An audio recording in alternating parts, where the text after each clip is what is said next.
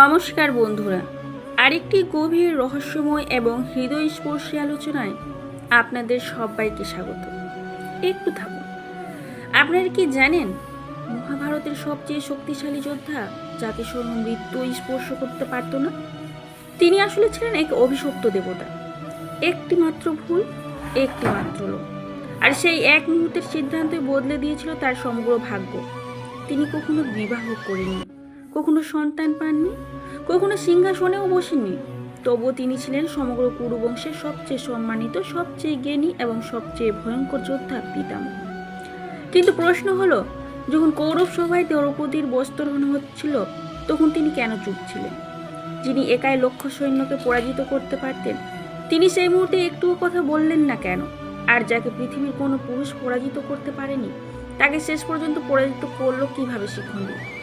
আজ আমরা জানব ভীষ্ম পিতামহের জীবনের শেষ গভীর রহস্য, যা শুধু ইতিহাস নয়, এটি কর্ম, ত্যাগ, প্রতিজ্ঞা এবং ধর্মের এক জ্বলন্ত শিক্ষা। ভিডিওটি শেষ পর্যন্ত অবশ্যই দেখবে, কারণ আজকের এই কাহিনী শুধু ভীষ্মের নয়, এটি আমাদের সবার জীবনের আইনা। চলুন শুরু করি। প্রথম অধ্যায়, স্বর্গে একটি চুরি। বন্ধুরা, এই কাহিনী শুরু পৃথিবীতে নয়, শুরু স্বর্গলোকে। স্বর্গে বাস করতেন 8 জন মহাশক্তিশালী দেবতা, অষ্টবসু। তারা ছিলেন ধন, সুখ, আলো, শক্তি এবং ঐশ্বর্যের অধিপতি। স্বর্গের সীমাহীন সুখে তাদের জীবন ছিল পরিপূর্ণ। কিন্তু মনে রাখবেন, অতিরিক্ত সুখ অনেক সময় বিচার বুদ্ধিকে দুর্বল করে দেয়। একদিন অষ্টবসুরা তাদের স্ত্রীদের নিয়ে পৃথিবীতে ভ্রমণে এলেন। ভ্রমণ করতে করতে তারা পৌঁছলেন মহর্ষি বশিষ্ঠের আশ্রমে। সেই আশ্রম ছিল অপার্থিব। চারদিকে শুধু শান্তি, এক অদ্ভুত দিব্যতা। আর সেখানে বিচরণ করছিল এক অলৌকিক গাভী, কামধেনু। কামধেনু কোনো সাধারণ গাভী ছিল না, সে ছিল এক দিব্য শক্তির অধিকারী, যে কোনো মনস্কামনা পূর্ণ করতে পারত। প্রভাস নামের এক বসুর স্ত্রী কামধেনুকে দেখে মোহিত হয়ে গেলেন। তিনি বললেন, আমি এই গাভীটা চাই, একে স্বর্গে নিয়ে চলো। এখানেই শুরু হলো পতন। মাত্র একটি ইচ্ছা, মাত্র একটি লোভ, আর সেই লোভই নিয়ে এলো এক ভয়ঙ্কর অভিশাপ। প্রভাস জানতেন এটি ভুল, কিন্তু স্ত্রীর ইচ্ছা পূরণ করতে গিয়ে তিনি নিজের বিবেক হারিয়ে ফেললেন। রাতের অন্ধকারে তারা কামধেনুকে চুরি করে নিয়ে গেল, কিন্তু তারা ভুলে গিয়েছিল ঋষির দৃষ্টি কখনো ঘুমায় না। মহর্ষি বশিষ্ঠ সব বুঝে গেলেন। তিনি অভিশাপ দিলেন, মরতে জন্ম নাও, মানুষ হয়ে দুঃখ ভোগ করো। 7 বসু জন্মেই মুক্তি পেলেন, কিন্তু অষ্টম বসু প্রভাস দীর্ঘ জীবন ধরে পৃথিবীতে দুঃখ ভোগের অভিশাপ পেলেন। এই অষ্টম বসুই পরবর্তীতে জন্ম নেন ভীষ্ম পিতামহ হিসেবে। দ্বিতীয় অধ্যায়, গঙ্গাপুত্র দেবব্রত। এই বসুদের মাতা হলেন মা গঙ্গা, আর পিতা হস্তিনাপুরের রাজা শান্তনু। গঙ্গার তীরে শান্তনু প্রথম দর্শনেই গঙ্গার প্রেমে পড়লেন। গঙ্গা বললেন, আমি বিবাহ করব, কিন্তু আমার কোনো কাজ নিয়ে তুমি কখনো প্রশ্ন করবে না। শান্তনু রাজি হলেন। বিবাহ হলো। প্রথম সন্তান জন্ম নিল। গঙ্গা তাকে নদীতে বিসর্জন দিলেন।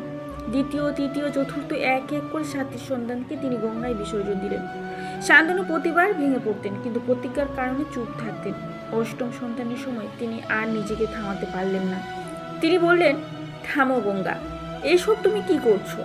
তখন গঙ্গা সত্য প্রকাশ করলেন, এরা অষ্টবসু। 7 জন মুক্তি পেয়েছে, কিন্তু এই অষ্টম সন্তান, তাকে পৃথিবীতে হাঁটতে হবে। এই শিশুর নাম রাখা হলো দেবব্রত। এই দেবব্রতই একদিন হবেন ভীষ্ম পিতামহ। তৃতীয় অধ্যায়, ভীষ্ম প্রতিজ্ঞা। যুবরাজ দেবব্রত হস্তিনাপুরে ফিরে এলেন।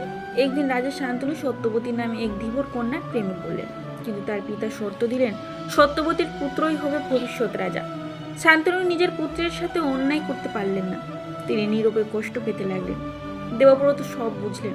তিনি দাসরাজের কাছে গিয়ে বললেন, আমি সিংহাসনের দাবি ছেড়ে দিলাম। কিন্তু দাসরাজ বললেন, আপনার সন্তান যদি ভবিষ্যতে দাবি করে? সেই মুহূর্তে দেবব্রত গঙ্গাজল হাতে তুলে নিলেন এবং ঘোষণা করলেন, আমি আজীবন ব্রহ্মচর্য পালন করব। আমি কখনো বিবাহ করব না, আমার কোনো সন্তান হবে না। এই ভয়ঙ্কর প্রতিজ্ঞার কারণে দেবব্রতর নাম হলো ভীষ্ম। রাজা শান্তনু তাকে বর দিলেন, তুমি ইচ্ছা মৃত্যুর অধিকারী হবে। চতুর্থ অধ্যায়, দ্রৌপদীর সবাই নীরবতা। যখন কৌরব সবাই দ্রৌপদীর বস্ত্রহরণ হচ্ছিল, সবাই একটি প্রশ্ন করে, ভীষ্ম কেন চুপ ছিলেন? তিনি কি অন্যায়ের পাশে ছিলেন না? তিনি ছিলেন নিজের প্রতিজ্ঞার বন্দী।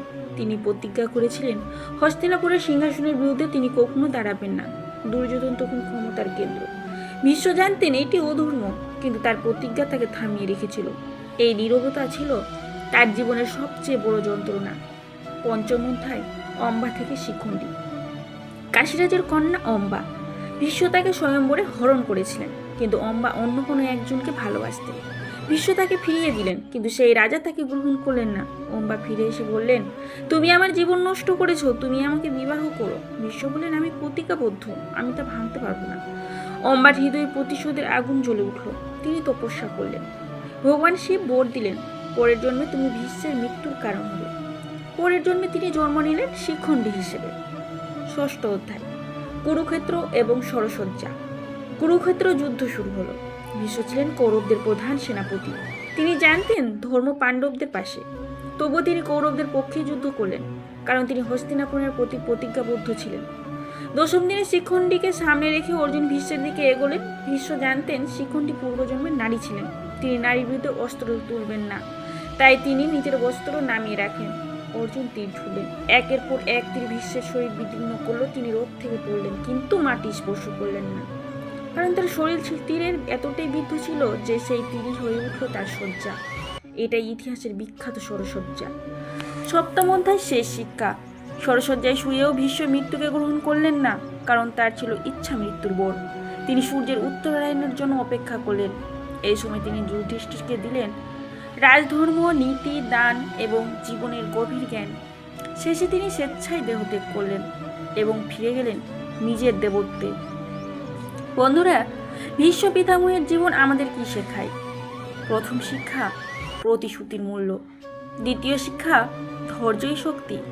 তৃতীয় শিক্ষা, কোনো প্রতিজ্ঞায় যেন বিবেকের চেয়ে বড় না হয়। চতুর্থ শিক্ষা, অহংকার মানুষের সবচেয়ে বড় শত্রু। পঞ্চম শিক্ষা, ভুল সঙ্গ জীবন ধ্বংস করে দেয়। আর শেষ শিক্ষা, নিজের ভিতরের যুদ্ধ জয় করাই প্রকৃত বিজয়। ভীষ্ম পিতামহ সারা জীবন অন্যের জন্য বেঁচেছিলেন, কখনো পিতার জন্য, কখনো রাজ্যের জন্য, কখনো প্রতিজ্ঞার জন্য, কিন্তু নিজের জন্য? আজ রাতে ঘুমানোর আগে নিজেকে একবার অবশ্যই জিজ্ঞেস করবেন, আমি কি সত্যি নিজের জন্য বাঁচছি? যদি এই কাহিনী আপনাদের হৃদয় ছুঁয়ে যায়, তাহলে আমাদের চ্যানেলটি সাবস্ক্রাইব করুন, ভিডিওটি শেয়ার করুন এবং বেল আইকনটি অবশ্যই প্রেস করুন। আবার দেখা হবে মহাভারত